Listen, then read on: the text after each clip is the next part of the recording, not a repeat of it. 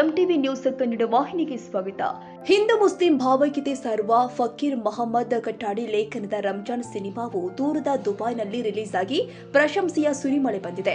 ನಾಯಕ ಸಂಗಮೇಶ್ ಉಪಾಸೆ ಅಭಿನಯಕ್ಕಾಗಿ universal film makers council ಹಾಗೂ ಜಿನಿಸಿಸ್ ಅಲ್ಟಿಯಾ 14ನೇ ಅಂತಾರಾಷ್ಟ್ರೀಯ ಫಿಲ್ಮ್ ಫೆಸ್ಟಿವಲ್ನಲ್ಲಿ ಉತ್ತಮ ನಟ ಪ್ರಶಸ್ತಿ ಪಡೆದುಕೊಂಡಿದ್ದಾರೆ.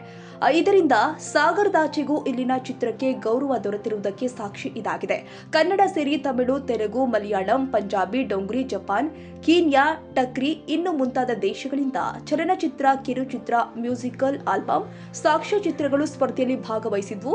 ಇದೆಲ್ಲವನ್ನ ಮೀರಿ ರಂಜಾನ್ ಸಿನಿಮಾಕ್ಕೆ ವಿಶೇಷ ಮನ್ನಣೆ ಲಭಿಸಿರುವುದು ಹೆಮ್ಮೆಯ ವಿಷಯವಾಗಿದೆ. ಪಂಚಾಕ್ಷರಿ ಸಿ ಈ ನಿರ್ದೇಶನದಲ್ಲಿ ಯೂನಿವರ್ಸಲ್ ಸ್ಟುಡಿಯೋ ಮೂಲಕ ಮಡಿವಾಳಪ್ಪ ಎಂ ಗೋಗಿ ಬಂಡವಾಳ ಹೂಡಿದ್ರು. ಇಸ್ಲಾಂ ಸಮುದಾಯದ ಕಲ್ಮಾ, ರೋಜಾ, ನಮಾಜ್, ಜಕಾತ್, ಹಜ್ ಎಂಬ 5 ಮೂಲಭೂತ ತತ್ವಗಳ ಪರಿಪಾಲನೆಯನ್ನ ಉಳ್ಳವರು ಮತ್ತು ಇಲ್ಲದವರ 2 ಕುಟುಂಬಗಳ ಮಧ್ಯೆ ಹೋಲಿಕೆ ಮಾಡುವ ಸನ್ನಿವೇಶಗಳು ನೋಡುಗರ ಮನ ತಟ್ಟಿತು.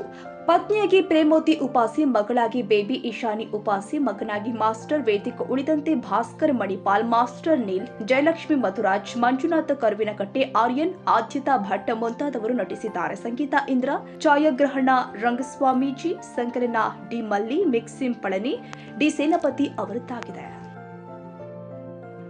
ತಾಜಾ ಸುದ್ದಿಗಾಗಿ ಎಂಟಿವಿ ನ್ಯೂಸ್ 24x7ಗೆ ಸಬ್ಸ್ಕ್ರೈಬ್ ಮಾಡಿ ಮತ್ತು ಬೆಲ್ ಐಕಾನ್ ಅನ್ನು ಒತ್ತಿ. ತಪ್ಪದೇ ಲಿಂಕ್ ಶೇರ್ ಮಾಡಿ.